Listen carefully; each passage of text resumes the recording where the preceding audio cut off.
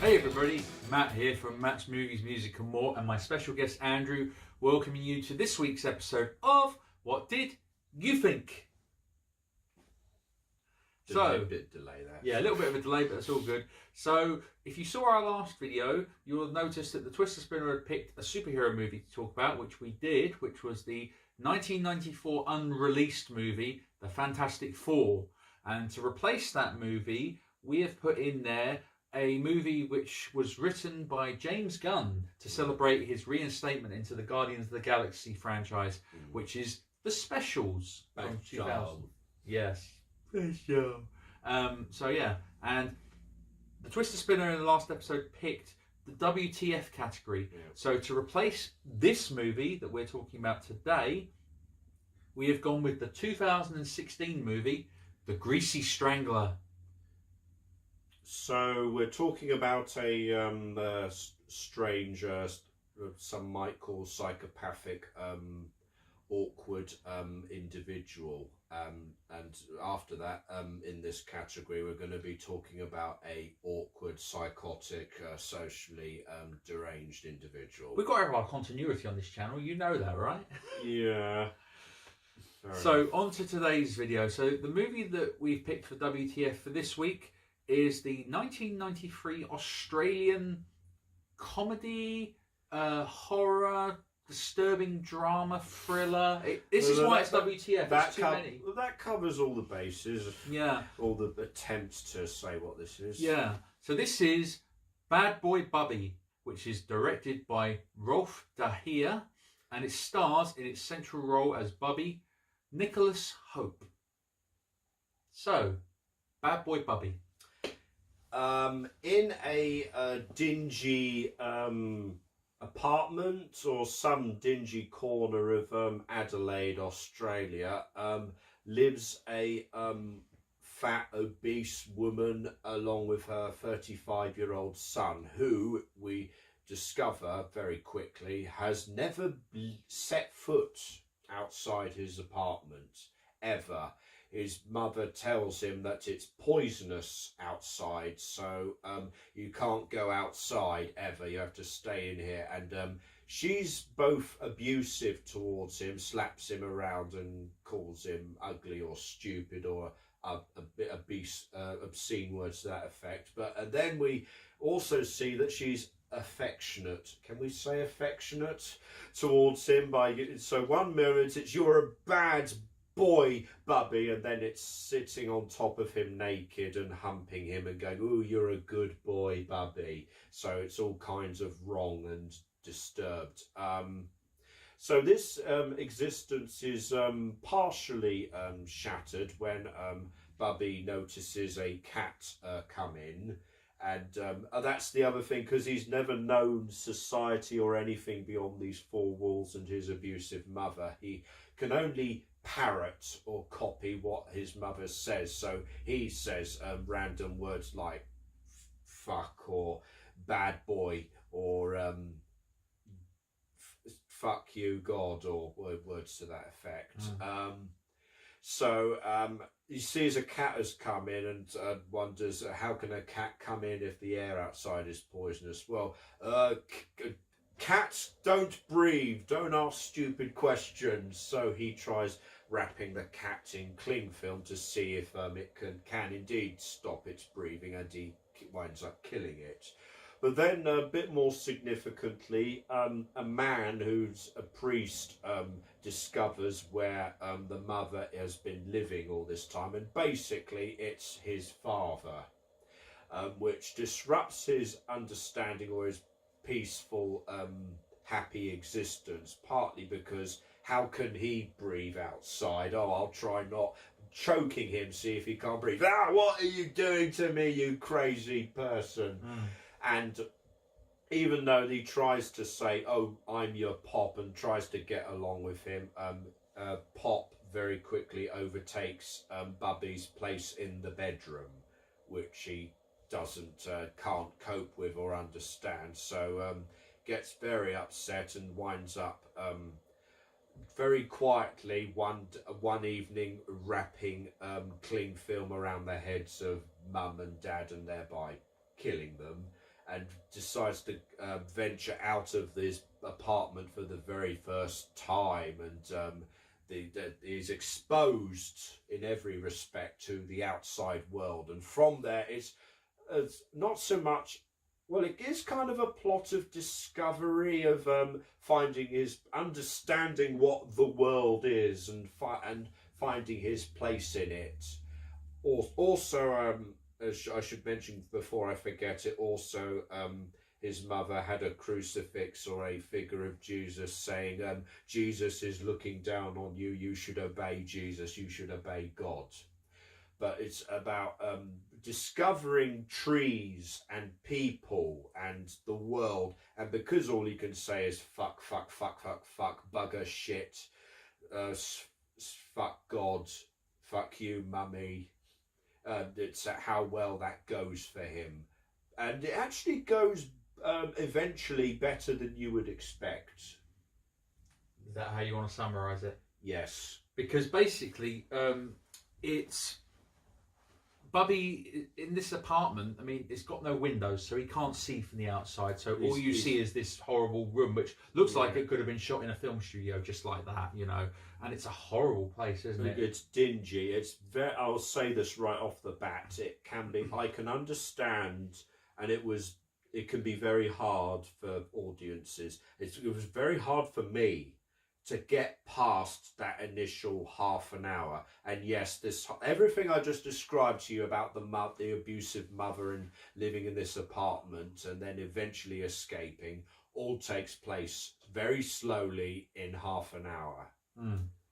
It's very, I don't want to compare it to Shawshank Redemption, but it's something like where you start off with all the doom and the gloom and this horrible world. It is really horrible, the opening 30 minutes of the movie, especially when you see naked Bubby being hand washed by his mum, and then he's being sexually abused by his mum and stuff like that. And then when he gets into the outside world, everything comes at him at like really, really strange angles, but it gets better, and it feels like the world is a beautiful place, and Bubby is getting happy to be involved in this world where he's being accepted by certain people. Even though there is the inevitable, he just wanders into a shop and takes things, or he follows a child around and or says to women, tit or tits or fuck or whatever have you, because that's all he knows because of his mum, and half the time they just seem to accept it or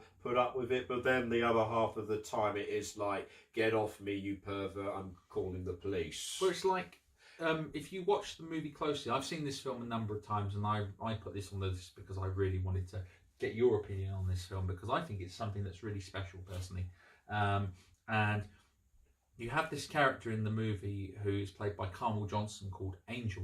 Angel is an important part of this movie, to the fact that you see Angel very early on in the movie where she meets Bubby. And the long story is that Bubby has gone around on his own trying to survive for a little bit before he gets accepted by this travelling band. Yeah. So it's a band of musicians who are sort of, I suppose, punkish to some extent. It's a student, punk rock group. We're going to change the world, that kind of youthful attitude. And the people in the band kind of know that there's something not right with Bubby regarding the fact that he just mimics everything he hears or whatever. And they have this idea, which is to bring him in the band, because originally he's just there to be like making sure the tickets and stuff and people get in and whatever. But then he goes up to the microphone and he's quoting the horrible things that happened to him in his life through mimics. So he's saying things like, hey son, you can call me Pop. And he's like, crass kid, you're a fucking weirdo and all this. And it's painting this horrible story of abuse with this music. And you're thinking, what an interesting story, because he's kind of making this story up on the spur at the moment, isn't he? How did you feel with that scene? Do you think that portrays a lot of sad and sort of empathy for Bubby? It was the first, probably the first point in the movie where I don't want to say I was tempted to turn it off, but oh, really? it was the first point where I could go, okay, you're actually going somewhere with this. This is actually leading to some kind of thematic redemption or something approaching a message, which otherwise I almost felt like this is crass, vulgar awfulness for crass, vulgar awfulness' sake. Because then you've got like scenes like and also the probably flippant comment about the whole how he's saying random things. He's a bit mentally challenged, and he's taking this group takes him in as he's our lead singer. And I thought, okay, South Park didn't do that first. Timmy and the Lords of the Underworld, if you know what I'm talking about. Yeah.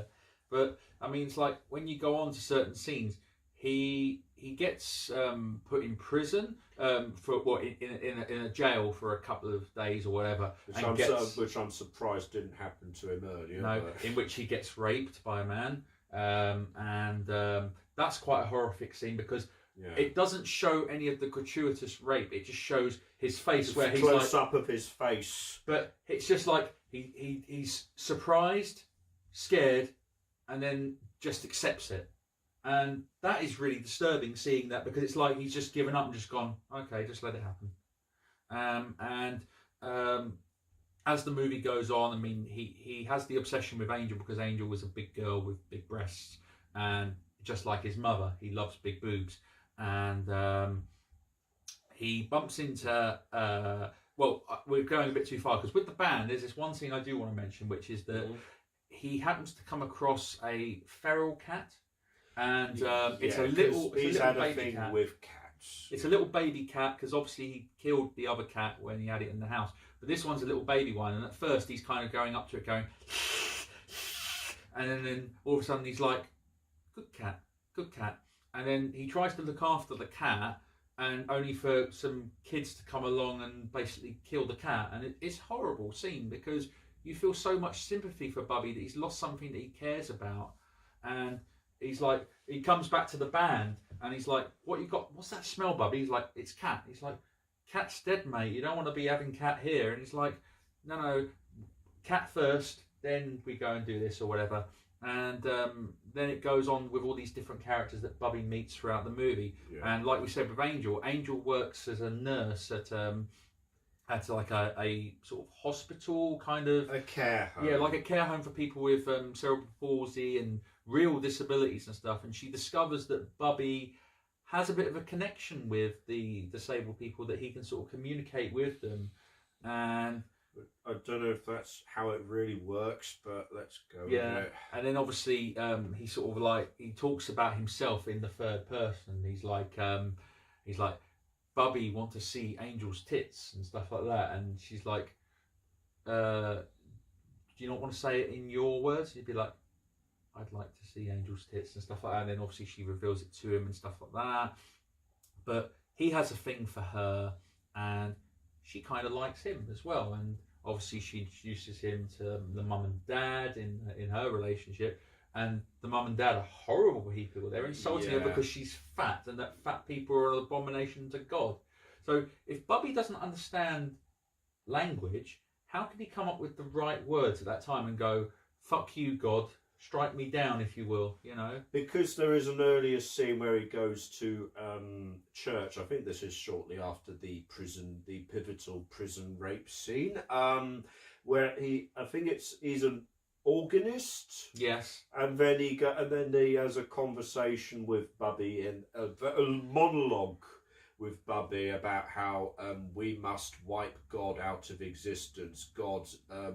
If either God is not real or God does not care about us, we should rise up and say, "Fuck you, God." Yeah, because it's done through that panning shot, isn't it? Yeah, where it's showing you this like factory, isn't it, of where all the pipes that's a big challenge to Bubby's world belief right there, because of what his mother always said about Jesus. So I think that gave him the courage, or the beginning of language, of syntax, to be able to understand and stand up for Angel.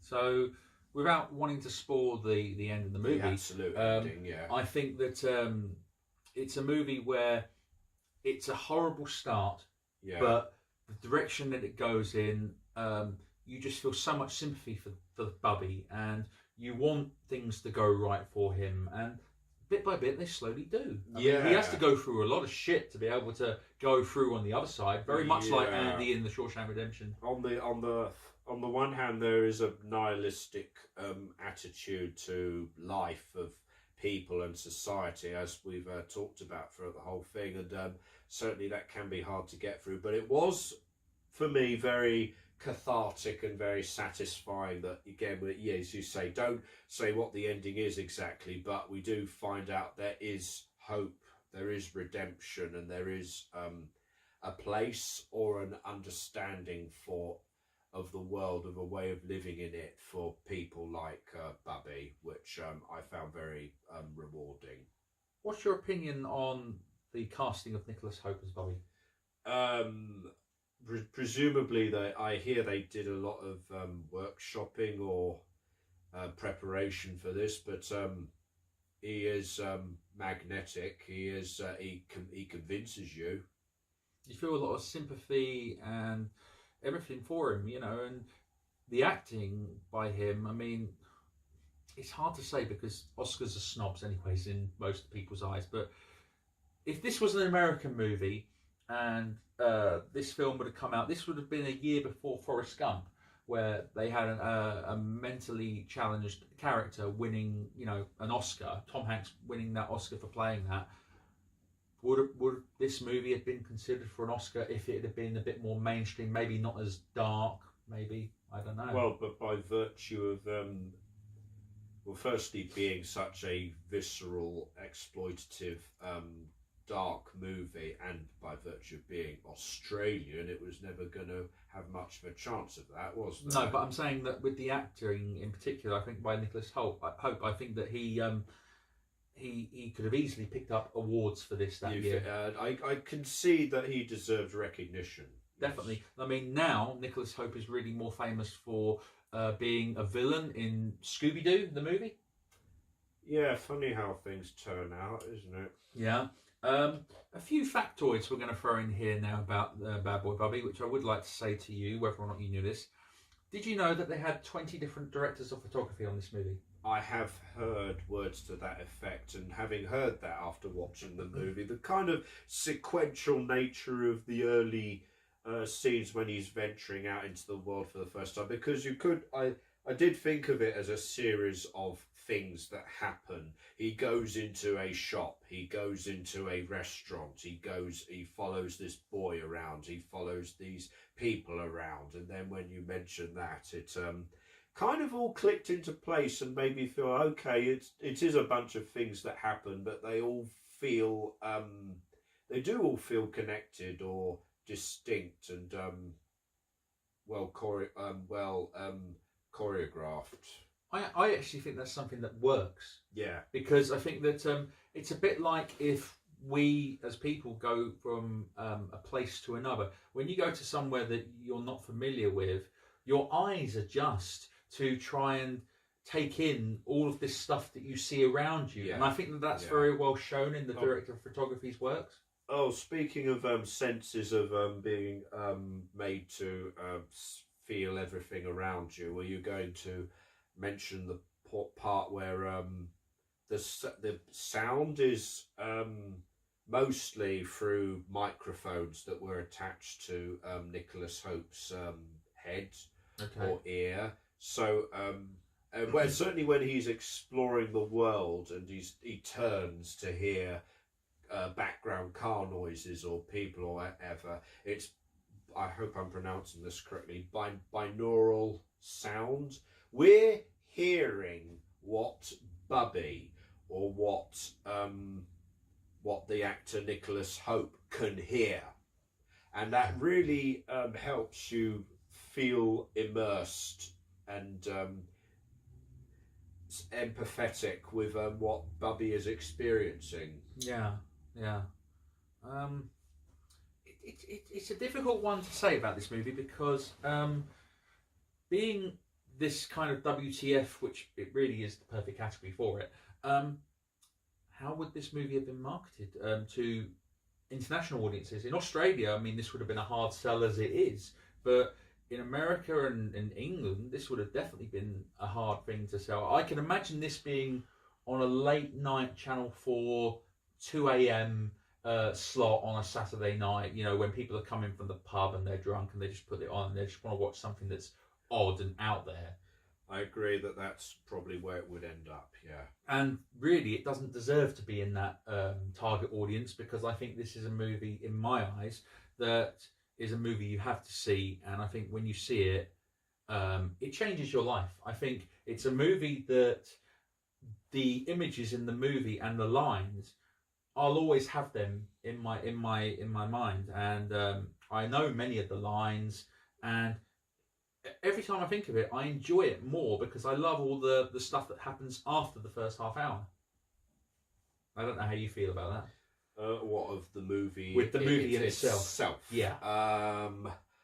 I will concede a bit of, as somebody who, without going into specifics, has had difficulty as a teenager venturing out into the outside world with socialising and interacting and making sense of the world and how you're supposed to function in society, which I don't know if that's I presume that's what you got out of it. Yeah. And I can feel that connection as well, especially with the resolution, the way it ends up for Bubby.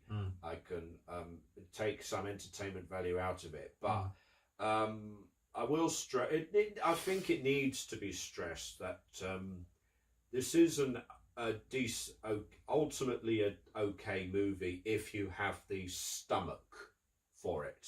This is right from the opening of this movie. This is a very visceral, uncomfortable watch. It can be very tough to get through if you're of a delicate sensibility, especially. It can be very tough to get through not only all the sick and the grime and the awfulness of the initial setup, not just that, but the language and the overall nihilistic fuck God attitude that this movie conveys in the middle. But as someone who was tempted for half a second to press the off switch, stick with it if you can, because it does lead somewhere, and it's satisfying for it. In its twisted madness, it does have something sincere and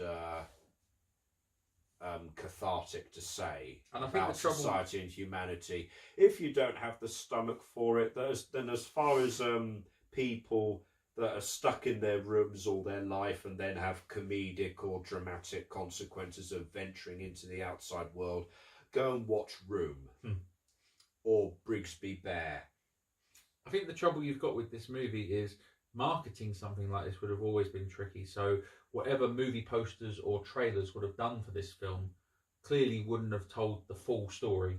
So it's kind of a case of the less you know, the better, I guess. But at the same time, could you describe this really as, this is how I like to summarise this, kind of, I like to call it the Full Metal Jacket scenario, which is that you have the first bit, which is this completely detached world, and then it goes into this other world in the second bit.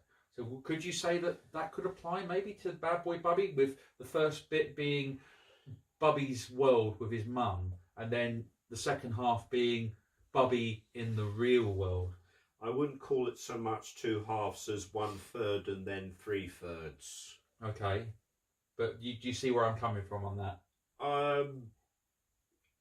I'm not sure if it's something I subscribe to, but I can see where you're coming from, and I can appreciate and respect that approach. Well, that's the thing with this channel, as we said in many videos before, which is it's all about opinions. Yeah. So the fact that you thought it was okay, I really like it. I like it a lot. I think it's a hard watch. The first time you watch it, in my eyes, I don't know if you subscribe to this, Andrew, but I kind of think you're never the same again. It's a bit like when you've seen something traumatic on TV, whether it's the greenhouse scene in Scum or something else that has haunted you and it will always be a part of your life. For me, Bad Boy Bubby is, but for the right reasons, which is that there's light at the end of the tunnel for this character. And yes, he's had to go through a lot of shit in order to come through the other side. So, yeah, I mean, I suppose you can't really probably want to close this anymore. Brace yourself. So, if you haven't checked it out, do check out Bad Boy Bubby, in my opinion. I'd say this is one you should definitely see. So, Twister Spinner time. So, let's see if it lands on anything exciting or anything not so exciting now. So, let's spin that wheel. Let's do this.